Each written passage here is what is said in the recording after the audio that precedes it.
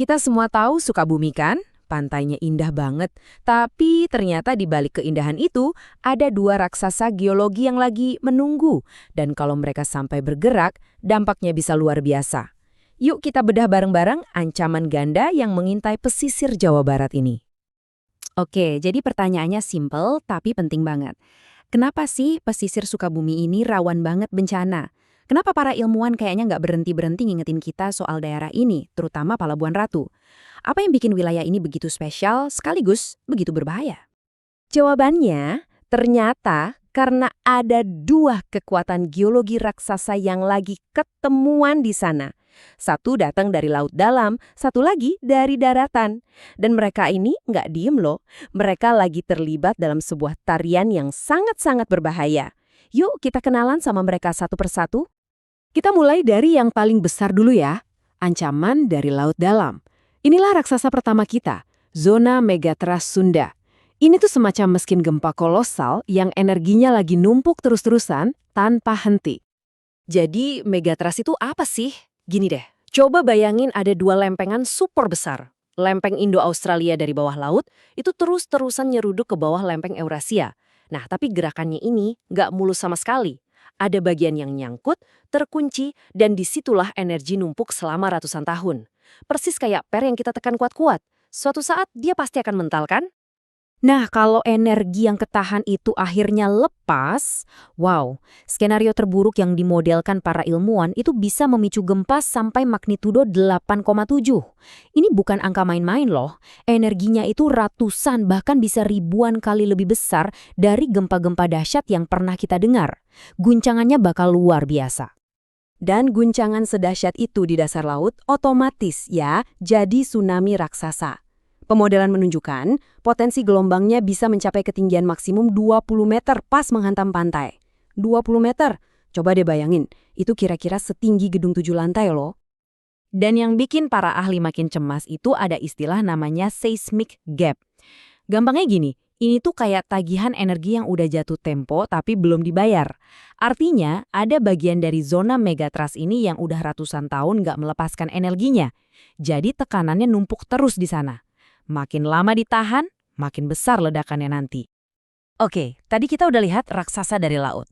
Sekarang kita zoom in ke darat, ke ancaman yang lebih dekat, lebih personal bisa dibilang. Disinilah kita ketemu raksasa kedua, Sesar Cimandiri. Ini adalah retakan aktif yang membelah daratan Sukabumi. Dan Sesar Cimandiri ini bukan ancaman teoretis ya. Dia punya rekam jejak yang mengerikan. Lihat aja sejarahnya, dari tahun 1844, 1982, 2000, sampai yang baru aja kejadian dan masih kita ingat banget, gempa Cianjur 2022. Polanya jelas, sesar ini sangat aktif dan punya sejarah panjang yang merusak. Sesar ini tuh sesar darat paling tua dan paling panjang di Jawa Barat. Sekitar 100 km panjangnya, membentang dari Teluk Palabuhan Ratu sampai ke Padalarang. Dan yang paling penting, sesar ini hidup.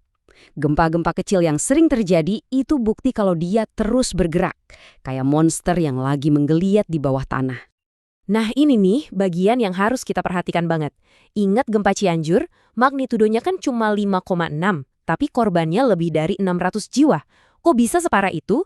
Jawabannya ada dua. Tanahnya lunak, yang bikin guncangan jadi lebih kuat, dan kualitas bangunan yang gak siap.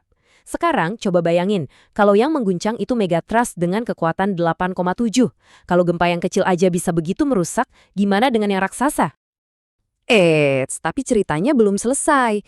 Yang bikin situasinya makin rumit adalah kedua raksasa ini nggak kerja sendiri-sendiri. Mereka itu saling terhubung, saling ngobrol dalam sebuah interaksi yang sangat berbahaya. Gimana cara kerjanya? Sederhananya gini deh, tekanan dari megatrust di laut itu nular ke darat. Energi ini nambahin beban ke sesar Cimandiri yang udah ada. Akibatnya, sesar di darat jadi lebih sensitif, lebih gampang kesenggol, lebih gampang aktif. Jadi, gempa-gempa kecil di darat itu bisa jadi semacam alarm kalau tekanan dari laut lagi meningkat. Dan puncaknya ada di Teluk Palabuhan Ratu. Disinilah semua ancaman itu numpuk jadi satu. Bisa ada tsunami lokal dari sesarnya, bisa ada longsor bawah laut yang juga bikin tsunami, plus tanah di sana itu lunak. Jadi guncangan gempa bisa terasa berkali-kali lipat lebih kuat. Ini benar-benar perfect storm geologi. Nah, Ini dia faktor krusialnya, waktu. Kalau tsunami datang dari megatrust yang jauh di laut, kita mungkin punya waktu mungkin ya 10-20 menit buat lari. Tapi kalau sumbernya lokal, dari dalam teluk, waktunya bisa kurang dari 10 menit. Benar-benar setiap detik itu jadi penentu hidup dan mati. Oke. Kita udah tahu ancamannya sebesar apa. Sekarang pertanyaan paling pentingnya, terus kita harus gimana? Apa yang bisa kita lakukan untuk hidup berdampingan dengan kekuatan alam sebesar ini? Para peneliti udah kasih kita petanya. Ini bukan lagi soal kalau-kalau, tapi soal di mana dan siapa. Lihat deh nama-nama desa ini. Palabuhan Ratu, Citepus, Jayanti. Ini bukan cuma data di tabel. Ini adalah rumah bagi ribuan orang yang tinggal persis di garis depan. Data ini adalah panggilan untuk bertindak. Dan prioritasnya harus dimulai dari sini. Tapi ini dia kenyataan di lapangan yang jujur aja bikin khawatir. Waktu tsunami datang bisa kurang dari 10 menit. Tapi waktu buat warga lari ke tempat aman bisa lebih dari 30 menit. Jaraknya kejauhan. Belum lagi mikirin lansia, anak-anak, gimana mereka bisa lari secepat itu. Ini benar-benar mismatch yang sangat berbahaya antara waktu yang kita punya dan waktu yang kita butuhkan. Jadi solusinya apa? Sebenarnya para ahli udah kasih resepnya, jelas banget. Nomor 1, bangunan harus tahan gempa. Ini harga mati nggak bisa ditawar. 2, bangun shelter evakuasi vertikal, jadi orang bisa lari ke atas, bukan cuma lari menjauh. 3, perbaiki dan perjelas jalur evakuasi. Dan yang keempat, ini yang paling penting, latihan, dan sekali lagi latihan. Komunitas harus tahu persis apa yang harus dilakukan, bahkan sebelum sirine berbunyi. Jadi jelas ya, ancaman di Sukabumi ini nyata, kompleks, dan saling berkaitan. Sains udah ngasih kita petanya, udah ngasih peringatannya dengan sangat gamblang. Pertanyaannya bukan lagi apakah akan terjadi, tapi kapan. Dan pertanyaan terakhir yang mungkin harus kita tanyakan ke diri kita masing-masing adalah, kalau besok gempa besar itu datang, kita udah siap belum?